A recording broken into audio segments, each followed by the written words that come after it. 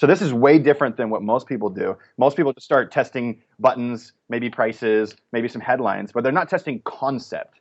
And that's the most important part. You hear all the bull about marketing every day. Make your money in your sleep. My new offer is crushing it. My guru could beat up your guru.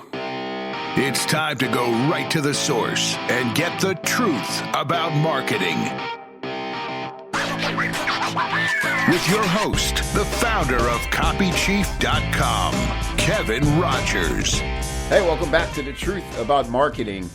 Great show today. My guest is Tyler Bramlett. Tyler's a really cool guy. He's in the fitness space, and he's a real renegade because he doesn't rely on all the copywriting norms and all the marketing norms to decide what's going to work for his business. He does some really innovative stuff. Is really great at sharing his personal stories, making the most of dramatic moments in his life to engage his audience. And he's done quite well for himself. Proud to have him on the show today. So Tyler, thanks for being on, bro. Yeah, thanks so much for having me on, Kevin. I appreciate it. Yeah, this will be fun, man. So take us back to the beginning. What were you doing before you discovered this magical internet marketing thing? Well, you know, it's so funny. Like, I wanted to do internet marketing a long time ago. Like, I remember I went to my first internet marketing conference in 2005, right? And I was like looking at all these guys making 5, 10, 20, 50,000, 80,000 a month online. And my head was like exploding, right? Because I mean, at the time I was a rock drummer and I was working construction jobs. So, you know, I'm making a couple grand a month, busting my back, and then traveling around the world to play music and coming back broker than when I left, right? So I was just like, man, I really want to do this. I was passionate about fitness. I really wanted to get kind of into that game. But then lo and behold, it's one of those things where you first start thinking about this and it just seems like an impossible task. You know what I mean? Yeah. And you're like, it's so much that I can't even get started. And that's like, honestly, if I were to share some wisdom, that's like mistake number one. It is a lot, but just get started. Like, right. That's the reality. I was just on a different call the other day where I was being interviewed, and I was sharing the same thing. Like, you just got to do it. Like, set aside a couple hours a day just to like write copy for your first product. And just do it, you know? So I made that mistake. Tried to be the rock drummer for a little while, realized I hated being broke. Then I was like, okay, I'm going to go in on this construction thing, try to make more money, started working real hard. And that's where I kind of developed my work ethic, was just like, hey, the more I work, the more I make. And I'm willing to work 7 days a week. I'm willing to work overtime, whatever it takes, you know. And I was doing it with my body at the time. And then a few years later, all of a sudden I get laid off, right? Just the economy had tanked, especially with construction in California. And there's just no work, right? And I remember going home and I like sat down on my bed and I cried, and my wife came in and she's like, what's wrong? And I was like, I lost my job. Like, now I can't provide. Like, I feel so, as a man, like, you feel really terrible when that kind of thing happens. Yeah. And she did me the greatest disservice, or greatest service ever. She looked at me in the eyes and she said, this is the best thing that ever happened to you. You're better than that. You can do better than that. Wow. And that was like the moment I was like, the fire got lit inside me to be an entrepreneur, to do what I really was passionate about. So I found some side jobs doing construction. I'm not gonna lie, I had to put some food on the table. But at the same time, I was like, I'm gonna do the personal training thing. So I started training people, and then an opportunity kind of fell into my lap where I could open a boot camp program through a local gym. So the beautiful part about this is they already had customers. I just needed to figure out how to get the customers to pay me more money to do some small group training kind of classes. And so we opened that up, and I'll never forget this, Kevin. This was my first like venture outside of like paid by the hour kind of thing. I worked my butt off to set up these systems and forms and like a crappy sales funnel, where I was at the time. And I worked like 200 hours before the whole thing set up, and we launched the whole program. And I remember looking after the first 30 days, and I had made $400, right? Because a lot of it was like trials and all this crap, right? So I'm sitting there going, I made $2 an hour, but I'm like, I got to keep doing it. I got to keep doing it. So within 3 months, that number had changed. The comma had moved over. We were making about $4,000. And I was like, I need more trainers, because this place had 4 gyms. So I was like, okay, I'm only at 1 gym. What if I open one of these at 4 gyms, get some trainers? I'm not doing the work, and I can have more time to do the sales. So over the course of a year or so, we kind of opened it up across several facilities and ended up having around 300 clients and making a lot more money, right? So the comma moved over again, and I was like, yeah, I'm this genius businessman. Here I am in my early 20s, and we're making $100,000 a year doing what I love. And then an unfortunate event happened, right? So at the time I was working really, really, really hard. Like I was going to work at 6 a.m. and teaching some classes all over at these gyms, making sure the programs are working well and selling people face to face and like a lot of footwork, right? Yeah. And then I decide to do some adult gymnastic class, which my wife warned me not to do because I'm like 6'1", 200 pounds. You're too big for gymnastics, right? So I went in there and I did a move and I came down. I just completely destroyed my knee, right? And next thing I know, I find myself on a couch and my knee in the splint and I have to go get a surgery. And it's like, figure out how to run your business from a laptop or go belly up, right? And so I'm like, God, I got to build this sales funnel stuff. And like I said, it was on my radar. Sales funnels and internet marketing was on my radar. So I was like, okay, I'm just going to take a stab at building a funnel that works without me, right? So I built like a mailer that goes to. And this is with, you have no product at the time or anything yet. This is pre actual making it. This is my like, you know how they say you're an overnight success? People would call me that because I only made my first sale like of an online product a couple years ago, right? And now we're already doing, multiple 7 figures. Yeah. But I mean, this is the prelims that got me to where I could actually write copy, right? So, I mean, the reality, I'm in the fitness industry, right? Or the health industry. If you sit across from people and you sell 1,000 people on a boot camp program by overcoming objections, you got a pretty good feel for how to write copy for those people, right? So that's how I really learned how to write, was selling face-to-face initially and overcoming objections real time. So anyways, So I built a funnel on my laptop and I started running it, and within a few months, probably 3 or 4 months, I was able to work like 10 hours a week on that bootcamp business, right? And I was like, this is incredible. Like, we're making the same amount of money. The growth is slightly slower, but I only have to work 10 hours a week just to manage everything and make sure everything's smooth.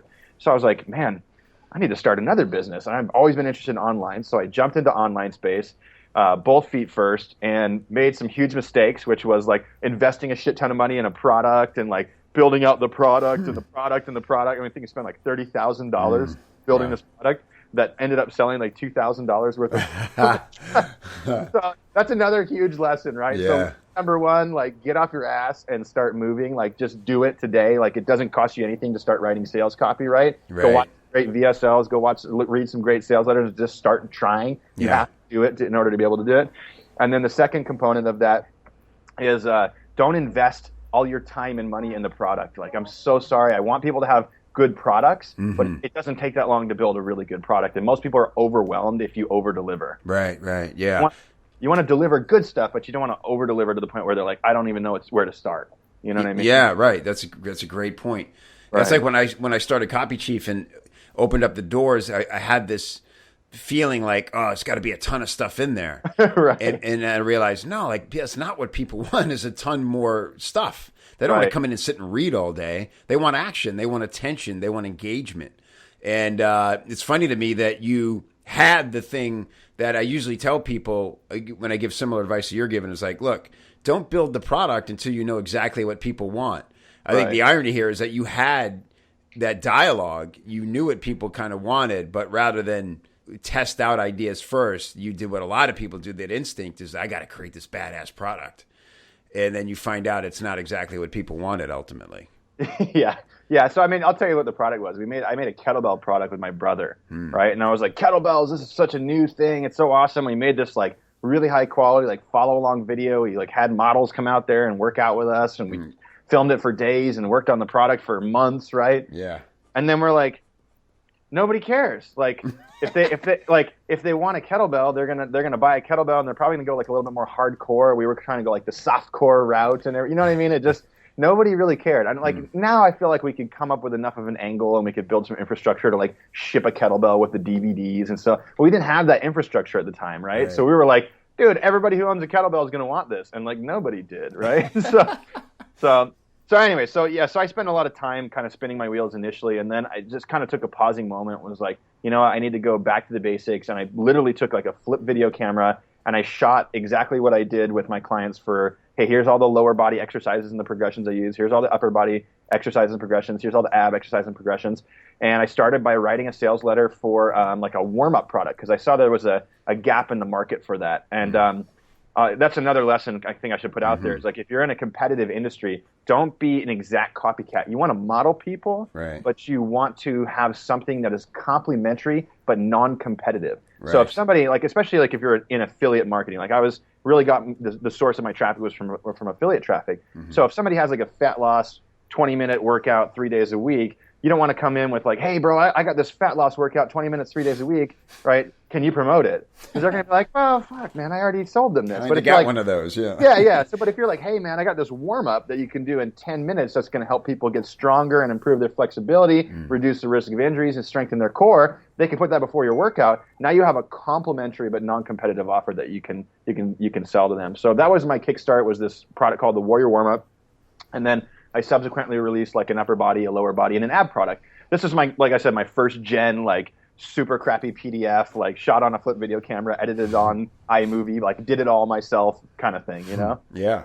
And the sales pages weren't super advanced. You know, that's the other thing too, is like you got to sell something if you really want to get online. So what my recommendation is for people getting started is go low price as you can in your industry without being too ridiculous, because the lower the price, the easier it is to convert people, right? Like plain and simple. So my point is your sales copy doesn't have to be stellar in order to make sales, right? And then you start collecting customers, and where the real value isn't really making money on the front end, the real value is making money on the back end in a business. So the more customers you collect, the more money you can make over the long haul on the back end, right? So I really think that people who are beginners and who have traffic that's not paid need to start with low-priced offers and really small kind of front ends, as low as you can go while still getting somebody to promote it and not feel like they're just giving you emails. You know what I mean? Yeah. Right.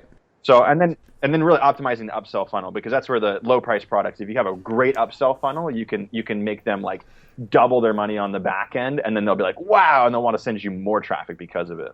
Man, that's a great lesson. Tyler, talk a little bit about what makes a good upsell. And if for anybody's listening, if that's a new term to them, which it shouldn't be, but some people could be really new to this. Upsell means that, you know, somebody takes your low dollar offer. So in Tyler's case, it could be this warm up. Here's how to warm up so you prevent injuries, get more out of your workout. Maybe that's a $27 offer. Right. And then once they buy that, they'll be offered something for like $97. And then maybe from there, even maybe like a support or a community with an ongoing fee. And that's where the real money's made. Talk about what makes an effective upsell offer. What are the good and bad versions of an upsell? Well, I mean, just generally speaking, if you're like a beginner, the upsell just needs to be a way to get results faster. You know, so like, let's say I sell a workout PDF. Right, here's a workout you can do, like blah blah blah. There's some magical hook to it, right? And they buy the workout, and then the next thing I can say is, hey, like, you know, did you know that most people don't ever read the books that land on their shelves? You know, like 96% of books never get read. And like, ask yourself this question, like, have you read all of the books that you've ever purchased? And unfortunately, I bet you the answer is no. And that's why I took every single exercise from this book and I put it on video, and I walk you by the hand through every single exercise, every single workout, and show you exactly how to use this program so you can get the best results possible. All you got to do is click the link below and just add it to your order for $49, and we'll go ahead and add all the video package. You know what I mean? Like, that's really simple, right? I just gave you guys a really good template from going from PDF to video. Yeah. That's one of our best upsells. Another way is if you have video on the front end, you can go to hard copy on the back end. Hey, you know, why don't you get a DVD set and a book shipped to your door? Those are very successful as well. And then another complimentary thing on top of that is like, hey, you know, once you use these workouts and you start seeing your body transform, you're going to feel really good. But don't you think you're going to need a diet that goes along with it? Right? So we went ahead and created the diet that complements the front end. And then, like you said, on the very back end, you can have some large package or some trial membership to your coaching community or continuity or something like that. I mean, that's a really basic template that seems to work over and over again. I'll straddle a little bit more advanced if you want to, too. We have a very specific upsell testing method, because even though I just said this is the basics of it, right? What I found with upsells, and because we do launches where we're getting like 20,000 transactions on the front end, so we're able to split test upsell funnels, like 6 or 8 different upsell funnels, and we get crazy with them, because I firmly believe that you can make a lot more revenue testing upsells than you can on the front end. Because on upsells, you might get like a 30% revenue increase on the back end when you start, and you can test that to like 90 or 100. Wow. So now you've tripled the back end revenue. Have you ever tried tripling front end conversion? Right. It doesn't forget exist. About it. Right? Right, forget about it. You get like maybe like 1%, right? Like maybe a little bit, or you know, if you factor in maybe it's like a 20 or 30% bump, right? If it's like 3 to 4% or something like that. But even that's extremely hard to do, right? So what we do is we create, when we create an offer, we create usually a minimum of 3 different upsell funnels, right? Completely different upsell funnels. Could be the same offers, different pages, different styles, different hooks, different price points, whatnot, right? And we'll split test 3 of these upsell funnels at the same time, and we'll contrast them against each other, not based on conversion of the offer, but simply based on what percentage of revenue increase did it do on the back end. So if it was $10 on the front end, and one funnel does $3, one funnel does $5, one funnel does $7, the one on the back end that does 7 was 70% net revenue increase and 50% and 30%, right? And so we'll split test these 3 against each other. Then we'll take the winning upsell flow, and then we'll take the winning offers from all 3 upsell flows, the highest earning offers per user on all 3 upsell flows, and we'll order them in reverse order from highest earner to lowest earner, right? So the top 3 offers in the upsell funnel. And then we'll test that against the winner from upsell test number 1. Does that make sense? Yes. Yeah, so then I call it a Frankenstein flow, where you just pick and choose which ones had the most revenue. Usually the Frankenstein flow wins, not always, but the Frankenstein flow wins. Then we usually test that against a higher price point variation for the 3rd upsell test, which is just take that exact flow that won and just add $5, $10, $20 to each offer and see if it still makes more money. Usually it does again, and then we start working on the stuff where it's page. We start testing buttons, we start testing headlines, things like that. So this is way different than what most people do. Right. Most people just start testing buttons, maybe prices, maybe some headlines, but they're not testing concept. And that's the most important part. And the reason why I say this is because we had like a $9 offer, and I tested a bunch of upsell funnels, and the $67 offer behind the $9 offer ended up being like the winning position for number 1. Like it was the game changer. It was the needle mover, right? And I was like, this is amazing. I've cracked the code. The only way to make more money on upsells is by having a really high priced front end offer, like right behind the initial offer. So we did that with our next launch. And we went from, $19 and we tested a 97, a 147, and a 197. And they all flopped. And the one that won was like the $21 flow. So I ultimately realized like there is no predictability to this. The only predictability is data, right? And so instead of like trying to think that we're all a bunch of wizards and know how to like tap into the pulse of what people really want to buy, I say just give them a few different options and let the numbers speak for themselves. So that's what we do. I call it C2P2. It's concept, price, page. And that's the order we typically test our upsell funnels in. So if you're getting a lot of traffic, that's gonna be a needle mover for your front end cart value. Wow, bro. See, here's what I love about this conversation. Aside of all the amazing value you're handing us, thank you for that. It proves my concept that, the thing that really was like eye-opening to me when I started working with guys like you in the health and fitness space was that, man, I went to a few masterminds and I'm like, these guys and women are amazing marketers, They're so passionate. They're all great copywriters.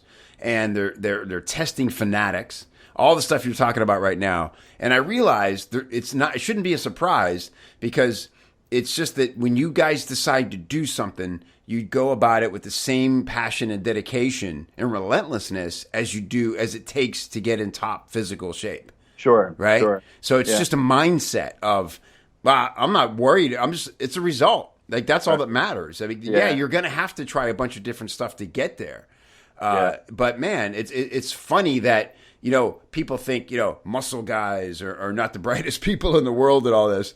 I dare you to go to any fitness marketer mastermind and see if your mind isn't blown by the deep level of shares that happen, behind those closed doors, man. Yeah. There's a lot of really, like, I think you're totally right. I think the mindset of having to go through like physical gauntlets, like challenging physical gauntlets, strengthens just your general mindset. And it doesn't have to be anything specific, like run a marathon if you want to, or do a Spartan race, or like, hey, I want to do 1,000 push-ups, or whatever that may be. Like, it's just, all it is just teaching you how to knock down mental barriers and quantify results. Right. And that's what's really important is like, hey, work like a demon.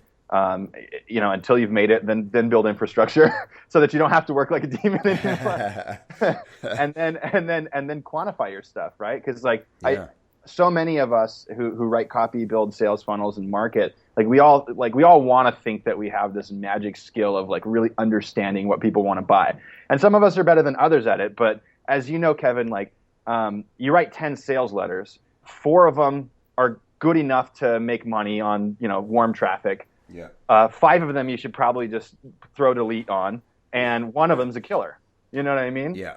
So like, people want every single thing they do to be a killer. It's like, come on, there's some degree of quantity to this, you know. Or like, I have a good friend who's doing multiple 8 figures in the health space, and they turn out like a VSL like every few weeks, right? And right. he literally he tells me this. He's like, we don't even test a VSL unless it shows like serious promise. So they'll create a diabetes offer and they'll throw it up there. They'll test some traffic at it, and they'll be like, this isn't worth it. Crumple it up, throw it away. Next project.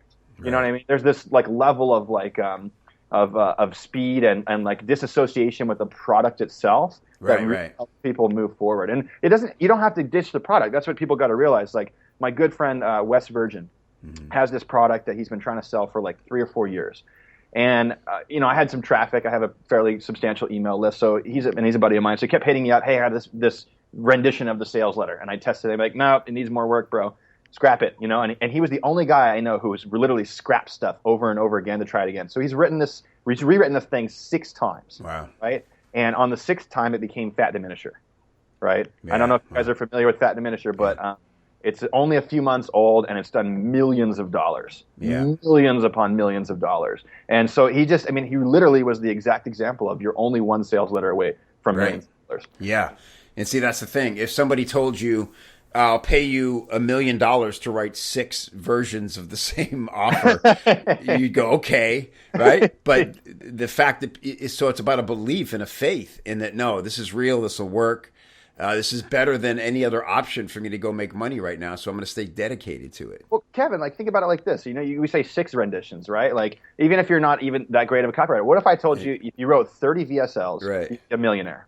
Right. I mean, like, go write 30 VSLs. Right. Yeah. So many people get so hung up on one idea or one, as if another idea is never going to come, right? Or they got to write the one perfect sales letter, or they want to hand write other people's sales letters forever. I love that. That's so funny, because somebody asked me today, like, what did you do to study copy? And I was like, well, I mean, I sold people face to face. Yeah. And then I looked at like I'd watch a best VSL or whatever. I'd get a transcript and I'd read through it.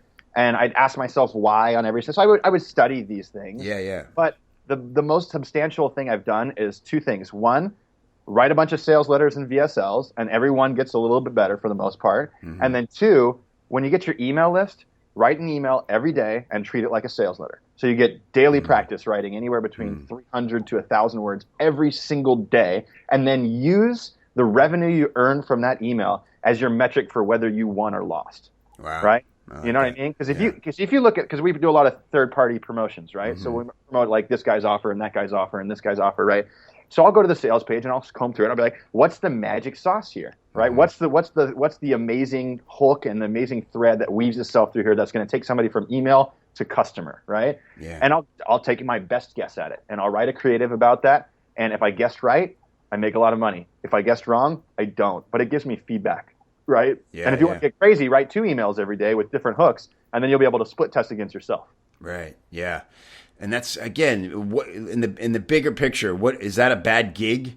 I think the hardest part, I love what you said about you just have to start, and people go, well, if I don't have a product, what am I writing about? Practice writing about a product you like. Yeah. Totally. It's all the information you need to write good copy is there. It just, you got to move the damn pencil if you're ever going to get good. Yeah. And like you said, the key thing too, Tyler, that I preach all the time, it's not about studying great copy. And Gary Bencivenga is the one who gave me this great advice. It's about studying great copy and saying, what's one thing I would change to make that I think would make this convert even better? Right. Because you have to train your own critical thinking about how do you market? What are your instincts? You have to develop those as much as you do just practicing. Well, that speaks to something that I feel like people ignore, and that it's really important, Kevin, is developing your own style. Like you mentioned in the beginning, like I remember when I first launched our abs offer, I passed the copy by you, and you looked at it and you're like, okay, bro, I'm going to be honest with you. Like there's a lot in here that like shouldn't work based on traditional copywriting, like, rules and ideas. But I feel like it's a good sales letter regardless. Like I feel you told me like I don't know, it might work. I think that was your exact words, right? Yeah. And I'm like, okay, launch, right? And we just launched that thing, and since then it's been like a year and like a few months, and we have a cold traffic VSL working on that offer now. That's a slight variation of the sales letter, and we've done like maybe 1.5 million on that offer and 50,000 transactions. That's awesome. It's crazy. And so anyone listening who doesn't understand, I mean, the difference between converting on what we call endorsed traffic, which is somebody, who has a list of people who believe in what they say, says you should go check out Tyler's thing. It's awesome. He's awesome. Compared to cold traffic, which is they know nothing about you. They're on Facebook or somewhere, and you get them to click onto your sales page, and it's the first they're hearing about any of this, and then they're compelled to buy. Huge difference. Yeah. So the fact that you have it converting on cold, I mean, like that's the pinnacle in marketing. Everybody wants that problem, right? Yeah. Everybody wants that problem. I'll tell you the honest truth. Like, I would say that our current VSL is like really good. It might even be great, but it's not quite a killer yet. And that's simply because we haven't found the upsell funnel that can take the cart value to where it needs to be. Like, we can buy cold traffic, like just target women over 45 on Facebook, and they will go to our lander, they will go to our VSL, and they will buy and we'll make a profit on it, right? Then the downside of this is that we're not making enough of a profit on it in order to justify buying even more media. So we've spent a few $100,000 on traffic right now, but we're not at like the $1 million a month towards traffic phase, like the pinnacle you hear and stuff like that. So, but it's also getting more competitive to buy media these days for health and fitness offers, and bigger companies are able to, they have deeper pockets and better cash flow. So it's definitely a challenging thing. Not to mention Facebook just hates direct response marketers. I know. It's a shame. But cold traffic, I mean, generally speaking, is like 5 to 10 times less conversion, So if you got like a 3% conversion on your VSL to like somebody saying, hey, check out this VSL, they would never say that in an email, but you get the idea. Sending qualified traffic, it's going to be like 0.3% conversion on media, Right. Amazing. Yeah, that's the thing about you is there's something about the way you communicate that's just uniquely you. And that's why when I read that, I'm like, a lot of people I would tell that just no, I wouldn't do this. But with you, I don't know what it is. It's a genuineness to it, Right. And that's really, I think, the key you said about finding your voice is you have to kind of trust that and go, this, yes, study what's worked and then make sure you do your thing. It's the only way to really stand out and make an impact. Yeah. All right, Tyler, this has been amazing. I don't know how you can top all the incredible information you shared already, but I'm going to directly ask you what I call the essential question of the show, and see if you have a separate answer than you've already given us so much. But what is the one thing that you've tried in your marketing that produced the most surprising results? Well, I mean, I had not done anything for so long that probably the most compelling thing was kind of embrace the fear. And I'll get to a real marketing tip after this, but I think this is super valuable because more people are struggling to get started than are struggling to shift the needle a little bit. You know what I mean? Yeah. And I think that people are afraid of like being in business for themselves. They're afraid of taking risks of, driving some paid traffic to their offers and kind of analyzing the data. They're afraid of so many different things that prevent them from actually moving forward, right? Actually taking action on this stuff. And I feel like, like a simple thing would be, I'm a guy who has a bunch of offers and who can drive traffic and who has back-end infrastructure. Like, let's say a copywriter from your community came to me and said, hey, I rewrote your VSL. If there's a conversion bump on this variation, would you be willing to split 50-50 profits with me? I'd be all over that. You know what I mean? Like, people got to realize that there's like one of the biggest bottlenecks for people in our industry is good copywriters. Right. So this is a call for copywriters. So like, if you're afraid, like, don't be afraid. Like I said, like if you have a laptop and a Word program, like that's all you need. Yeah. Right. And then a little bit of determination and some work ethic to get the job done, and that's like really all you need to do. So like, embrace the fear. It's okay to be afraid. Like if you have a day job, if you have a side job, whatever it is, just find a couple hours each day to work on what your actual dream is. You know what I mean? That's great. Yeah. You'll die one day and you'll look back and be like, God damn it, I wish I didn't do that sooner. That's right. And that's the truth. And it's like Craig Ballantyne says, wake up 15 minutes earlier. That's it. 15 minutes. Right. It's the tiny little things in your life that make a huge difference in that respect.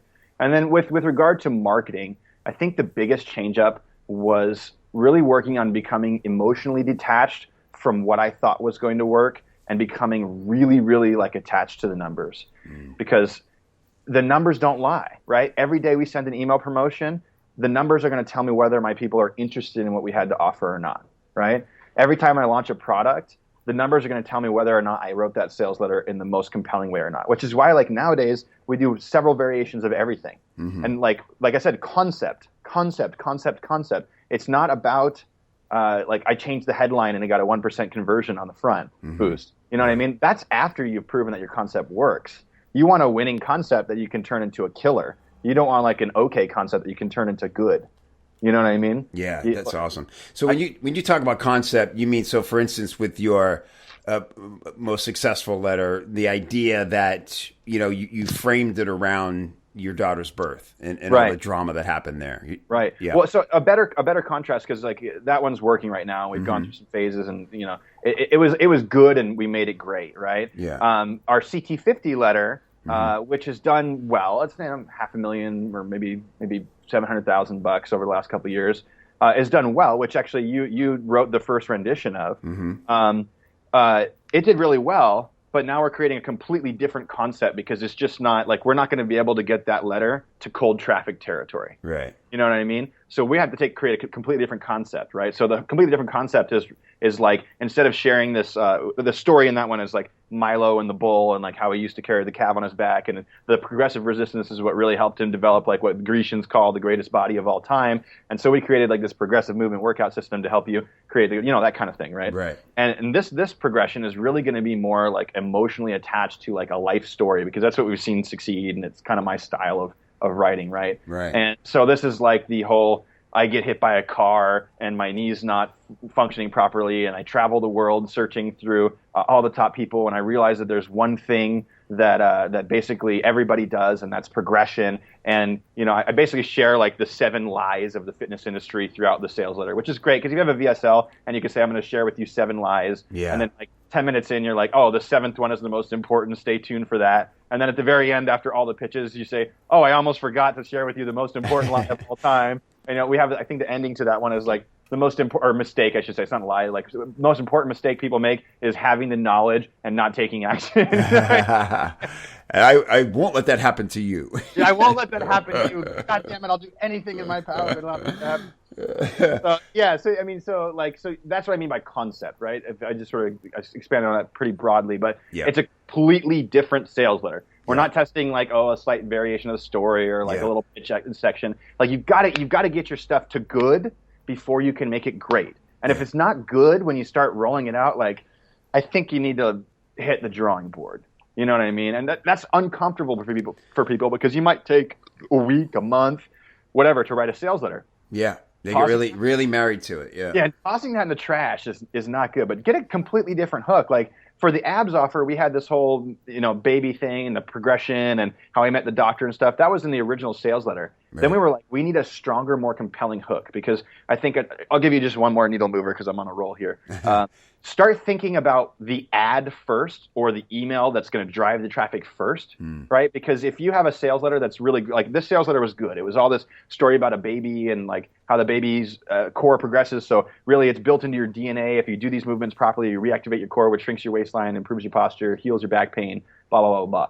And it was good. It did really good. But it was missing that hook element, that element where I can write an email that's super simple that will drive ass loads of traffic to an offer and make people want to watch it. So what we did is we added one of the exercises that Dr. Vager, who's my partner on that product, teaches in the actual program. That's a 23-second waist shrinking trick you can do from your couch, right?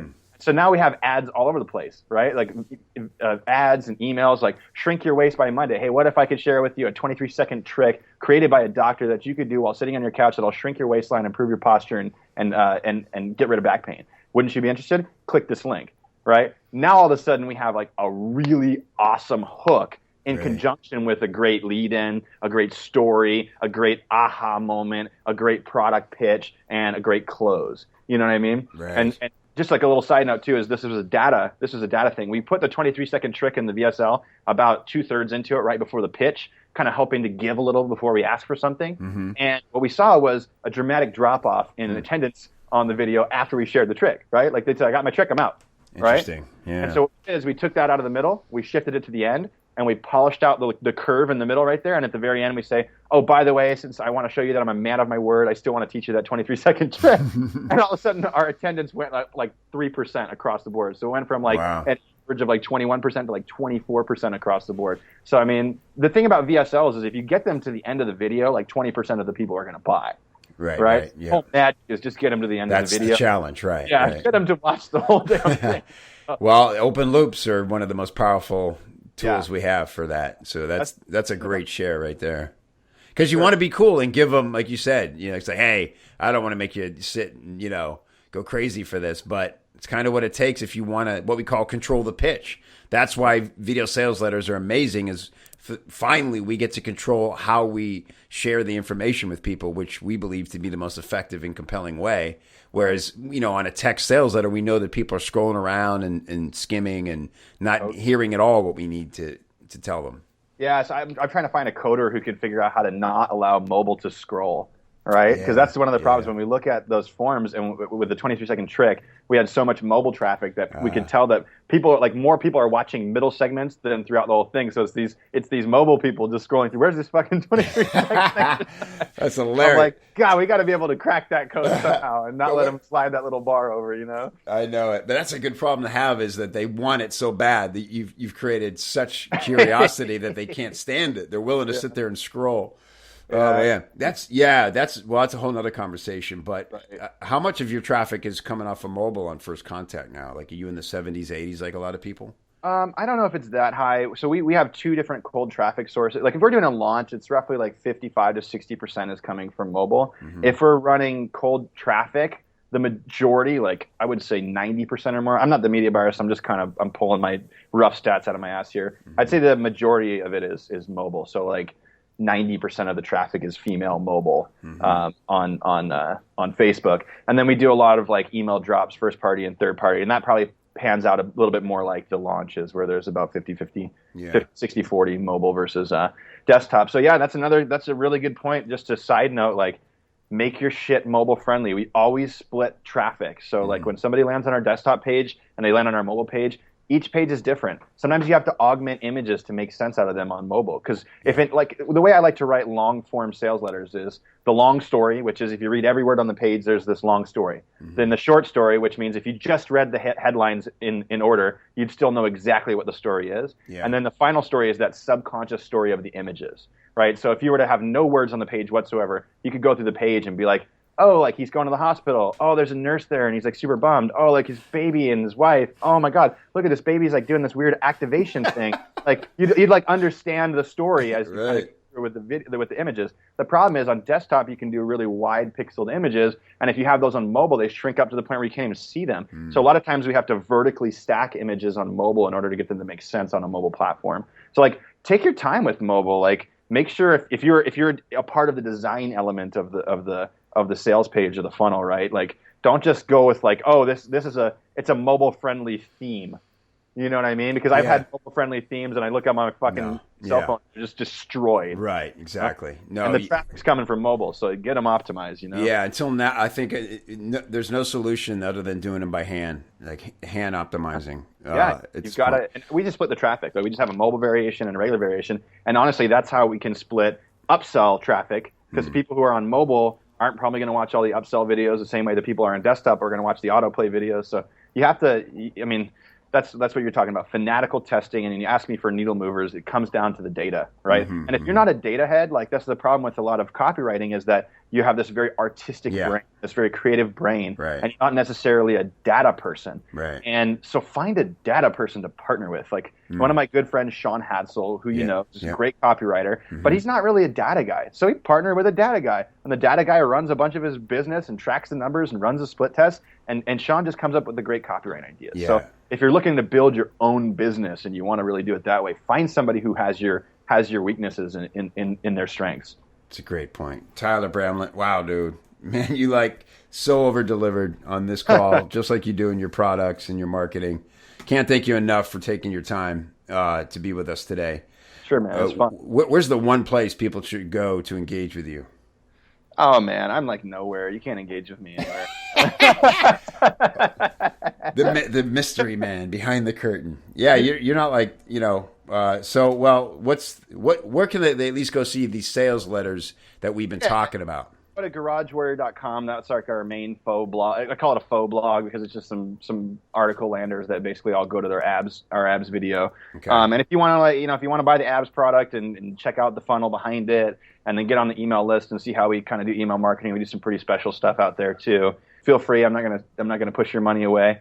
And then, you just keep your eyes peeled. Like one of the things, our goals for 2016 is to basically take all the infrastructure we've built around the health vertical and launch like a financial and a marketing vertical. Because obviously this is something I'm very passionate about, something I really enjoy. And we actually already have our first product 100% done. We hosted a mastermind in August, and it just blew up and became like just this amazing email marketing event with some of the top guys there, Andre Chaperone and Joel Marion, Mike Geary, Beyond Diet, Ben Settle, like a ridiculous amount of amazing people there.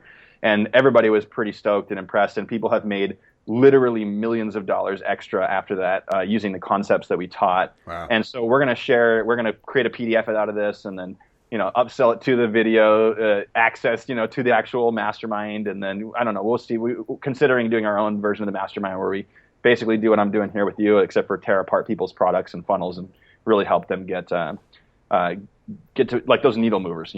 I really want people to have those needle movers, because even though like a lot of these guys in the fitness space are really great at what they do, I feel like there's still a lack of people who are able to make cold traffic work. And I'm not like the best at it, but we're certainly getting there. And when I set my sight on something, it gets done. So we'll be a monster of that before you know it.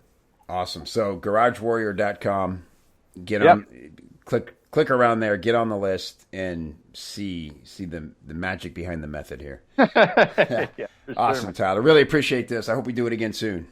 Cool, man. Awesome. Anytime. Take care, bro. See ya. Later.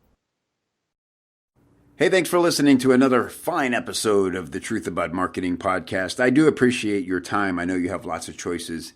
And if you're loving this podcast, I'm loving having you listen to it. And let's celebrate our relationship, won't we, with a review.